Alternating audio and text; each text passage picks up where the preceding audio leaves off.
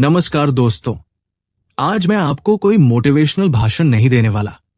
आज मैं आपको एक ऐसी किताब की बात बताने वाला हूं जो ये नहीं सिखाती कि जल्दी अमीर कैसे बने, बल्कि ये सिखाती है लंबा, शांत और अर्थपूर्ण जीवन कैसे जिया जाए। इस किताब का नाम है इकिगाई। ये किताब जापान के उन लोगों पर आधारित है जो 90 से 100 साल तक जीते हैं, कम बीमार पड़ते हैं और आखिरी उम्र तक मुस्कुराते रहते हैं। इकिगाई का मतलब होता है सुबह उठने की वजह, वो छोटा सा कारण जो आपको रोज जिंदा महसूस कराता है। इस वीडियो में आप जानेंगे लोग जल्दी थक क्यों जाते हैं, जीवन में खालीपन क्यों आता है और कैसे जापान के साधारण लोग बिना दौड़ भाग के खुश रहते हैं। अगर आपको अपनी जिंदगी में सुकून, दिशा और मतलब चाहिए तो ये वीडियो आपके लिए है। इसलिए वीडियो को आखिर तक देखिए, क्योंकि शायद आपकी इकिगाई यहीं छुपी हो, इससे पहले कि आप इस वीडियो में खो जाएं। अगर आप हमारे चैनल पर पहली बार आए हैं तो चैनल को सब्सक्राइब करना ना भूलें। तो चलो शुरू करते हैं। चैप्टर 1। जापान में एक बहुत ही साधारण सवाल पूछा जाता है, आप सुबह क्यों उठते हैं? ये सवाल सुनने में आसान लगता है, लेकिन यही सवाल पूरी किताब इकिगाई की नींव है। लेखक कहते हैं लोग मरते इसलिए नहीं है कि उनकी उम्र पूरी हो गई, बल्कि इसलिए कि उनके पास जीने की वजह खत्म हो जाती है। इकिगाई का असली अर्थ कोई बड़ा सपना नहीं है, कोई करोड़पति बनने का लक्ष्य नहीं। इकिगाई का मतलब है वो छोटा कारण जो आपको रोज जीवन से जोड़े रखता है। किसी के लिए अपने पौधों को पानी देना, किसी के लिए अपने काम को बेहतर करना, किसी के लिए किसी की मदद करना। किताब साफ कहती है इकिगाई दिखाने के लिए नहीं होता, इकिगाई जीने के लिए होता है। ओकिनवा, जहां लोग सबसे ज्यादा जीते हैं, इस अध्याय में लेखक हमें ले जाते हैं जापान के ओकिनवा द्वीप पर। यह जगह दुनिया के उन इलाकों में से एक है जहां सबसे ज्यादा लोग 100 साल से भी ज्यादा उम्र तक जीते हैं। लेकिन हैरानी की बात यह है कि वे जिम नहीं जाते, ज्यादा दवाइयां नहीं लेते और न ही जिंदगी की रेस में भागते हैं। उनका राज है इकिगाई प्लस सादा जीवन। रिटायरमेंट क्यों खतरनाक हो सकता है? किताब में एक बहुत गहरी बात कही गई है। ओकिनवा के लोग रिटायरमेंट की कॉन्सेप्ट को नहीं मानते। उनका मानना है जिस दिन आपने काम करना छोड़ दिया, उस दिन से शरीर और दिमाग धीरे धीरे रुकने लगता है। यहां काम का मतलब नौकरी नहीं, बल्कि वो काम जो आपको उपयोगी महसूस कराए। इकिगाई और लंबी उम्र का रिश्ता पहला अध्याय बताता है कि जिन लोगों के पास इकिगाई होता है वे ज्यादा एक्टिव रहते हैं, उनका दिमाग ज्यादा शार्प रहता है, वे अकेलापन कम महसूस करते हैं। इकिगाई इंसान को यह एहसास देता है मेरी जिंदगी किसी काम की है। इकिगाई कोई बोझ नहीं, एक साथी है। किताब कहती है इकिगाई खोजने के लिए आपको जिंदगी बदलने की जरूरत नहीं, बस आपको यह पहचानना है वो काम जो आप बिना मजबूरी करते हैं, वो चीज जो आपको थकाती नहीं, वो वजह जो आपको रुकने नहीं देती। इस अध्याय का सबसे बड़ा संदेश है लंबी उम्र लक से नहीं आती, खुशी चीजों से नहीं आती और इकिगाई बाहर नहीं, हमारे रोज के जीवन में छुपा होता है। अगर इकिगाई कोई बड़ा सपना नहीं, बल्कि रोज की छोटी छोटी वजह है, तो अगला सवाल यह है इकिगाई हमें काम करते समय इतना डूबा हुआ और खुश कैसे रखता है कि हमें समय का एहसास ही नहीं होता। यही रहस्य हम अगले चैप्टर में समझेंगे। चैप्टर 2।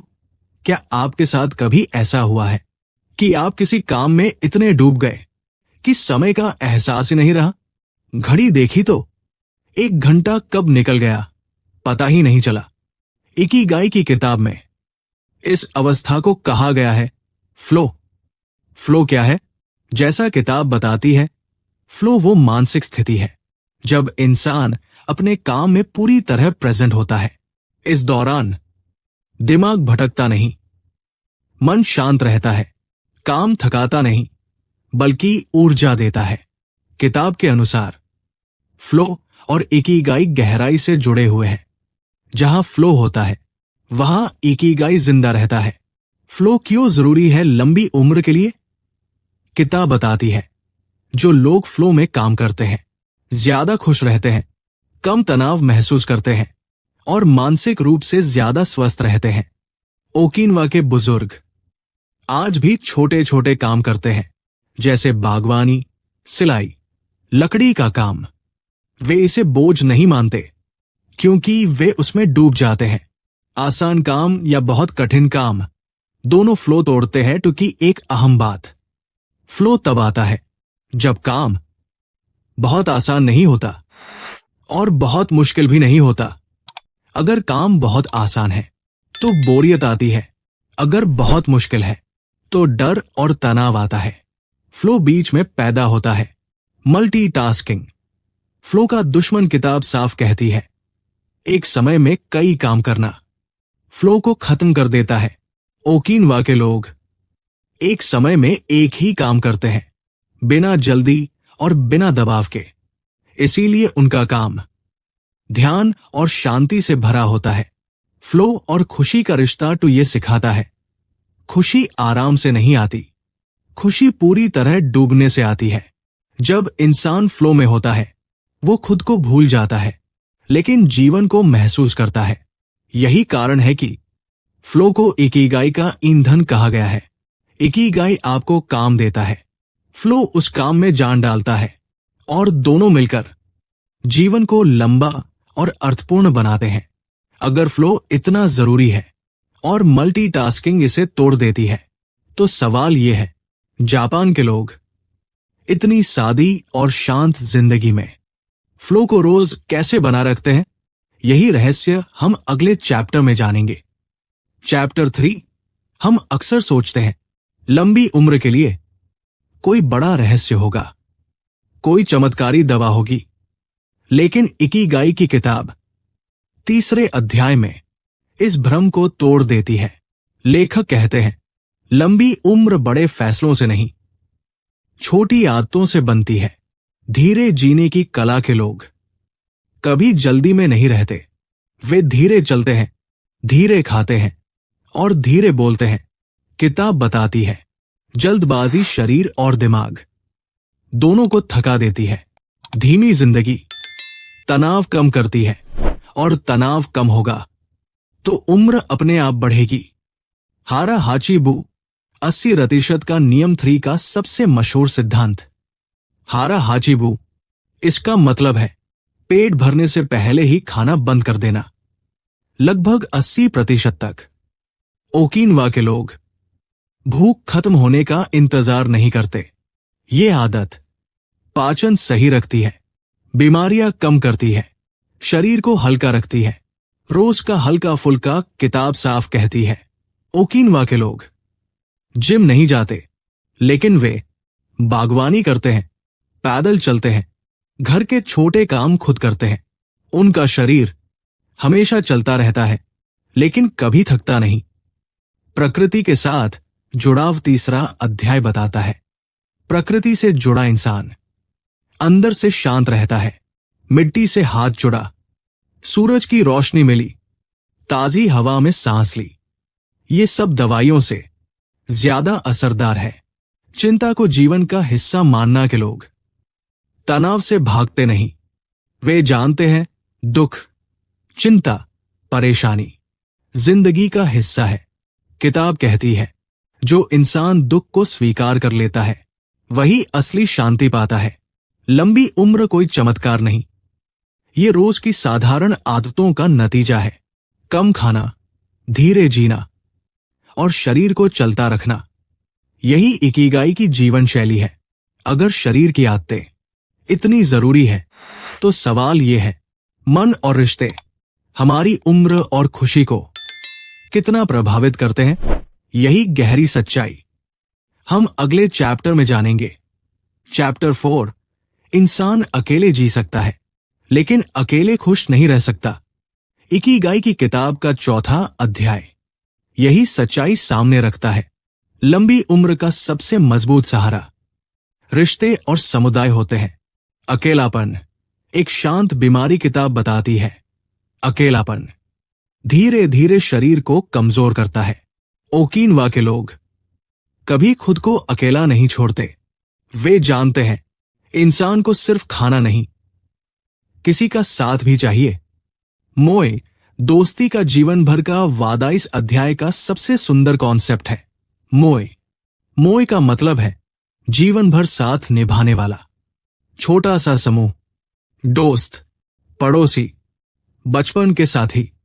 वे साथ खाते हैं, साथ हंसते हैं और मुश्किल में एक दूसरे का सहारा बनते हैं।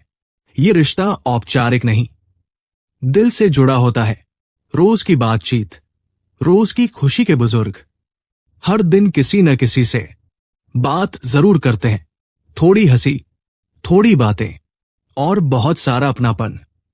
किताब कहती है रोज की छोटी बातचीत दिल को हल्का रखती है। देने की खुशी, गिविंग ओवर टेकिंग। चैप्टर 4 सिखाता है खुशी लेने से नहीं, देने से आती है। मदद करना, समय देना, अनुभव बांटना, ये सब इकिगाई को और गहरा करता है। सम्मान और अपनापन में बुजुर्गों को बोझ नहीं माना जाता, उन्हें सुना जाता है, सम्मान दिया जाता है और जरूरी महसूस कराया जाता है। यही वजह है कि वे आखिरी उम्र तक खुद को उपयोगी समझते हैं। अकेलापन उम्र घटाता है, रिश्ते उम्र बढ़ाते हैं। सच्चे दोस्त दवाइयों से ज्यादा ताकतवर होते हैं। इकिगाई सिर्फ अंदर की चीज नहीं, ये रिश्तों में भी बसता है। अगर रिश्ते और समुदाय इतने जरूरी है तो सवाल यह है, हम अपने काम और जीवन में इतना संतुलन कैसे बनाएं कि इकिगाई टूटे नहीं। यही संतुलन हम अगले चैप्टर में समझेंगे। चैप्टर 5 आज की दुनिया में सबसे बड़ी बीमारी कोई वायरस नहीं है, सबसे बड़ी बीमारी है असंतुलन, इम्बैलेंस। इकिगाई की किताब का 5वां अध्याय हमें यही सिखाता है, जिंदगी को तेज नहीं संतुलित बनाओ। तनाव पूरी तरह खत्म नहीं होता। किताब एक सच्ची बात कहती है, तनाव से भागने वाला इंसान ज्यादा परेशान रहता है। ओकिनवा के लोग तनाव को जीवन का हिस्सा मानते हैं। वे दुख से डरते नहीं, वे चिंता को दबाते नहीं। वे जानते हैं हर मौसम हमेशा एक जैसा नहीं रहता। काम और आराम का संतुलन 5 बताता है, बहुत ज्यादा काम उतना ही नुकसान करता है जितना बिल्कुल काम न करना। ओकिनवा के लोग काम करते हैं लेकिन खुद को तोड़ते नहीं और बीच बीच में रुकना जानते हैं। यही संतुलन इकिगाई को लंबे समय तक जिंदा रखता है। सादगी कम में संतोष किताब बताती है, सादगी मजबूरी नहीं, समझदारी है। कम चीजें, कम दिखावा, कम तुलना और ज्यादा शांति, ध्यान और समय। कम चाहने वाला इंसान ज्यादा हल्का रहता है। वर्तमान में जीने की आदत 5 का एक गहरा संदेश। ओकिनवा के लोग बीते कल में नहीं फंसते और आने वाले कल से डरते नहीं। वे आज का खाना आज खाते हैं, आज की बात आज करते हैं और आज की खुशी आज महसूस करते हैं। यही मानसिक संतुलन उन्हें शांत रखता है। मन को शांत रखने की छोटी आदतें किताब में बताया गया है। गहरी सांस लेना, प्रकृति को देखना, कुछ पल चुप रहना। ये छोटी छोटी आदतें मन को फिर से संतुलित कर देती है। जिंदगी तेज नहीं संतुलित होनी चाहिए। तनाव से लड़ो मत, समझो, सादगी अपनाओ, तुलना छोड़ो। इकिगाई वही फलता है जहां मन शांत होता है। अगर संतुलन और सादगी इतनी जरूरी है तो सवाल यह है, हम अपने लक्ष्य और जुनून को बिना थके, बिना टूटे लंबे समय तक कैसे निभाएं? इसी रहस्य पर हम अगले चैप्टर में बात करेंगे। चैप्टर 6 इस किताब का आखिरी अध्याय कोई नया सिद्धांत नहीं सिखाता, बल्कि ये याद दिलाता है जो कुछ आपने अब तक सुना वो किताब के लिए नहीं, जिंदगी के लिए है। इकिगाई कोई मंजिल नहीं, ये जीने का तरीका है। इकिगाई और निरंतरता, कंसिस्टेंसी। किताब कहती है जिंदगी में सबसे ज्यादा ताकत किसी एक दिन की मेहनत में नहीं, रोज की छोटी निरंतरता में होती है। ओकिनावा के लोग रोज थोड़ा काम करते हैं लेकिन कभी रुकते नहीं। वे धीरे बढ़ते हैं पर पीछे नहीं जाते। यही निरंतरता उन्हें मानसिक और शारीरिक रूप से मजबूत बनाती है। जुनून नहीं, समर्पण 6 में एक गहरी बात आती है, हर दिन जोश महसूस नहीं होगा। इकिगाई का मतलब ये नहीं कि आप हर दिन मोटिवेटेड रहें। इकिगाई का मतलब है जब मन न भी करे तब भी अपने काम से जुड़ा रहना। ये जुनून से ज्यादा समर्पण, कमिटमेंट है, उम्र नहीं, उद्देश्य जरूरी है। किताब साफ कहती है बुजुर्ग होना समस्या नहीं, बेउद्देश्य होना समस्या है। ओकिनावा के लोग आखिरी उम्र तक कुछ न कुछ सिखाते हैं, कुछ न कुछ बनाते हैं और समाज के काम आते हैं। यही वजह है कि उनका मन बूढ़ा नहीं होता। इकिगाई बदल भी सकता है। चैप्टर की एक सच्ची सीख, इकिगाई पत्थर पर लिखा नहीं होता।